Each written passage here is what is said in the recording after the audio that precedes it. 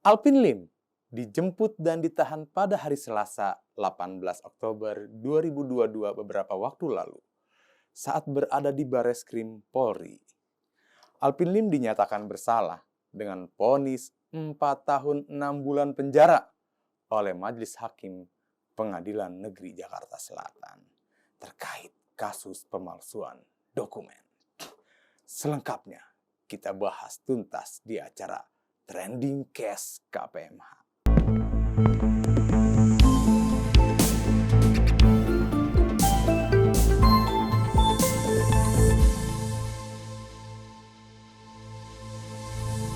Persidangan awal perkara ini dimulai pada 27 September 2018. Selain Alvin Lim, ada 2 terdakwa lain bernama Meli Tanu Miharja alias Melisa Wijaya dan Budi Arman alias Budi Wijaya. Dalam dakwaan yang diuraikan secara singkat di mana Alvin Lim didakwa bersama-sama dengan Meli Tanu Miharja dan Budi Arman serta 2 orang yang kabarnya masih dicari yaitu Denny Ignatius dan Agus Abadi. Perkara bermula pada tahun 2015 saat Meli Tanu Miharja menemui dan bercerita kepada Alvin Lim bahwa dia sering sakit-sakitan. Alvin Lim mengatakan, pakai asuransi saja biar meringankan beban. Singkatnya, Meli Tanu Miharja membuat KTP palsu dengan mengubah identitas menjadi Melisa Wijaya. Demikian juga Budi Arman yang diubah identitasnya menjadi Budi Wijaya, di mana Melisa Wijaya dan Budi Wijaya adalah pasangan suami istri. Setelahnya, mereka mendaftar sebagai peserta asuransi kesehatan pada salah satu agen asuransi. Persidangan berlangsung hingga akhirnya pada 18 Desember 2018, Budi Wijaya dijatuhi hukuman 2 tahun 6 bulan penjara dan denda 500 juta subsidiar 2 bulan kurungan. Vonis terhadap Melisa Wijaya menyusul kemudian pada 22 Januari 2019 dengan vonis yang sama. Mereka dinyatakan terbukti perihal dengan sengaja menggunakan surat palsu yang mengakibatkan kerugian. Untuk pasal-pasal lainnya dinyatakan tidak terbukti. Keduanya kemudian telah dijatuhi hukuman terhadap kasus tersebut dan kemudian membawa nama Alvin Lim yang pada saat itu diketahui berprofesi sebagai pengacara. Alvin saat pembacaan putusan di Pengadilan Negeri Jakarta Selatan tidak hadir. Kabarnya lagi di Singapura. Ironis, yang suka berkoar-koar soal penegakan hukum, tapi malah membelakangi hukum. Sudah tahu jadwal pembacaan putusan di pengadilan, dia malah berada di Singapura. Alvin Lim ditahan karena isi putusan pengadilan banding nomor 28/PID/2020 PT DKI tanggal 17 Oktober 2022 yang telah memperbaiki amar putusan Pengadilan Negeri Jakarta Selatan nomor 1039/PID/2018/PN Jakarta Selatan tanggal 30 Agustus 2022. Berikut bunyi amar putusannya. 1.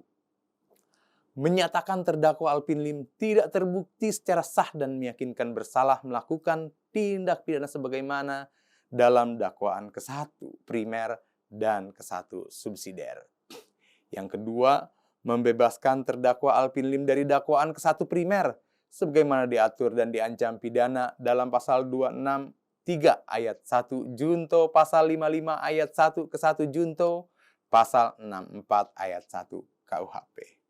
Membebaskan terdakwa Alvin Lim dari dakwaan ke-1 subsidiar sebagaimana diatur dan diancam pidana dalam pasal 263 ayat 1 junto, pasal 56 kedua junto, pasal 64 ayat 1 KUHP. 4.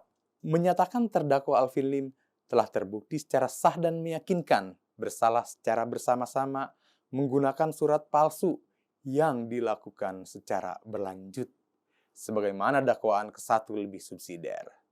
5. menjatuhkan pidana kepada terdakwa Alvin Lim oleh karena itu dengan pidana penjara selama 4 tahun 6 bulan. 6. Memerintahkan agar terdakwa ditahan. 7. Menetapkan lamanya masa penangkapan dan penahanan yang telah dijalani terdakwa dikurangkan dari pidana yang dijatuhkan, dan seterusnya.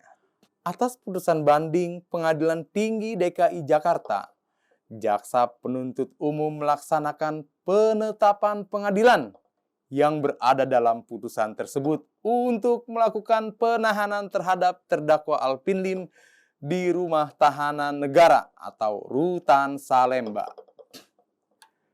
Jadi dalam putusan pengadilan tingkat pertama terhadap Alvin Lim belum diperintahkan untuk ditahan. Sedangkan pasca adanya putusan banding, pengadilan banding telah mencantumkan dalam diktum putusannya agar terhadap terdakwa Alvin Lim dilakukan penahanan pada rumah tahanan. Dan ini sudah sesuai dengan prosedur hukum. Butuh kurang lebih 4 tahun hingga kasus ini diputus bersalah oleh pengadilan. Dia merasa dikriminalisasi. Dia menilai terdapat sejumlah kejanggalan dalam kasus pemalsuan dokumen yang menjeratnya itu. Salah satunya terkait jumlah kerugian klaim yang dibayarkan asuransi kepada Meli hanya sebesar 6 juta. Namun jelas, dari laman SIPP Pengadilan Negeri Jakarta Selatan, Alvin Lim didakwa bersama-sama dengan sejumlah orang, yakni Meli Tanumi Harja, Denny Ignatius, dan Agus Abadi. Mereka pada tahun 2015 disebut turut melakukan perbuatan melawan hukum di wilayah Jakarta Selatan. Perbuatan melawan hukum tersebut ialah dengan membuat surat atau memalsukan surat yang dapat menimbulkan suatu hak, suatu perjanjian, atau suatu pembebasan utang, atau yang boleh dipergunakan sebagai keterangan bagi suatu perbuatan. Dengan maksud akan menggunakan surat itu seolah-olah asli. Hal ini menimbulkan kerugian. Uraian kami ini bertujuan meluruskan kabar-kabar liar di luar, karena ada pembentukan opini yang menyesatkan kalau Alvin Lim ditahan tidak sesuai aturan. Kami menghimbau kepada masyarakat agar jangan termakan informasi yang menyesatkan. Sampai jumpa kembali dalam program Trending Case bersama KPMH. Salam.